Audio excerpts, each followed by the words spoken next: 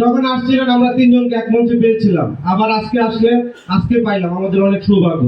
আপনারা না আসলে তাদেরকে আমরা এক মঞ্চে পাই না। অত্যন্ত দুর্ভাগ্যের বিষয়, কর্মীদের জন্য, সংগঠনের স্বার্থের জন্য তারা এক মঞ্চে দাঁড়াতে পারে না। যখন তাদের অস্তিত্বের প্রশ্ন আসে, যখন আপনাদের সামনে পড়ে যায়, তখন তারা এক মঞ্চে দাঁড়ায়। তাদের এই আত্মকেন্দ্রিক সেলফিশ অভ্যাস অবশ্যই ত্যাগ করতে হবে। আমরা উদ্দেশ্য করে বলতে চাই, 7ই মার্চ 2020 সোনারগাঁও উপজেলা যুবদল আহ্বায়ক কমিটি গঠন করা হয়েছিল। আজকে 2025, কিভাবে সম্ভব? একটা স্মার্ট সংগঠন এভাবে কখনোই চলতে পারে না। ভাই, আপনারা অনেক সৃজনশীল নেতৃত্ব এখন আছেন কেন্দ্রীয় যুবদলে, আপনারা বিষয়গুলো দেখবেন।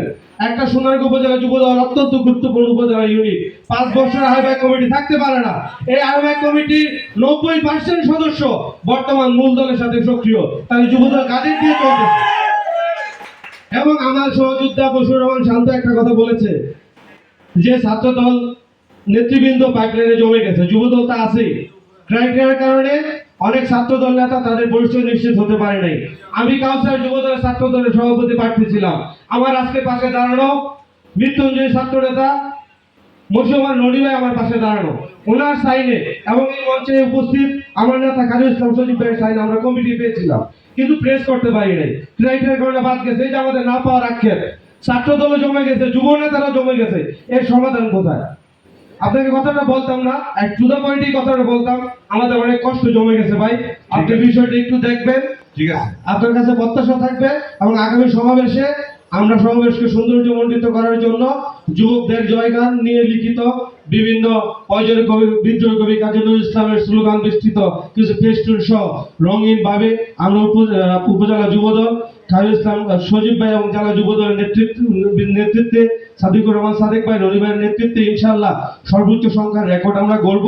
পাশাপাশি আপনাকে একটা অনুরোধ করব, আমরা এখানে আজকে যে অনুষ্ঠানটা হচ্ছে এটা সোনারগাঁও উপজেলা, এই উপজেলার গণমানুষ আজহার ইসলাম মান্নান সাহেব, আপনি আড়াই হাজার যুবদলের সদস্য সচিব খুরশেদ ভাইকে জিজ্ঞাসা করেছিলেন সংখ্যাটা বিএনপির লোকদের সাথে কথা বলে হয়েছে কিনা।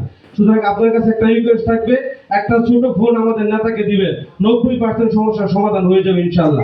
আমরা আপনার যে কয় হাজার নেতা কর্মী নিয়ে উপস্থিত হতে বলবো, আপনি প্রয়োজন হলে একটু কষ্ট করে আমাদের নেতা জনতা আজহার ইসলাম মান্নান সাহেবকে একটা ফোন দিবেন। যেহেতু মূল দলের অংশগ্রহণটা আপনারা সহযোগিতারা প্রত্যাশা করতেছেন, তাহলে আমাদের জন্য অনেক কিছু অনেক সহজ হয়ে যাবে। এই বলে আমি আমার বক্তব্য এখানে শেষ করছি।